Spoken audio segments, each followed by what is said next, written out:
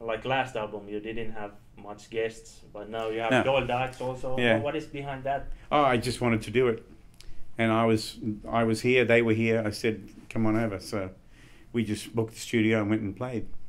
What's that song? We did Carole King's Tapestry. Yeah. Okay. Yeah, and I'm going to get that finished this week because I didn't finish my part. I put my part down and played live with Doyle, but I got another idea for what I wanted to do, so I'm going to change my part to fit in around his, so it'll sound much more together.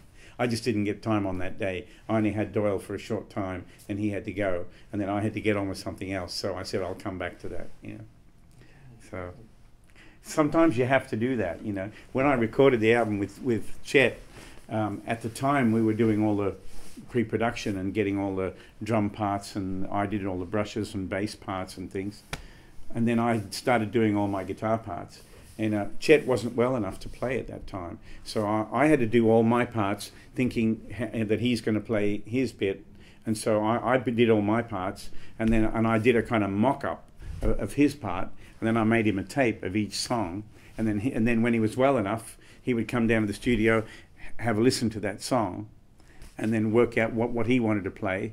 And then when he wanted to improvise the solo, he would just drop it on and all that. And then I came back to town after my tour, and took the tapes and went away and mixed it, and listened to Chet's part and put it on. And that's how we had to make it work. You know, we couldn't actually. I think there were 2 songs, Waltzing Matilda and Smoky Mountain Lullaby, where we actually sat together and played. The rest of it, we kind of did it in bits because we had no choice. You know, Chet wasn't well enough to be there all the time.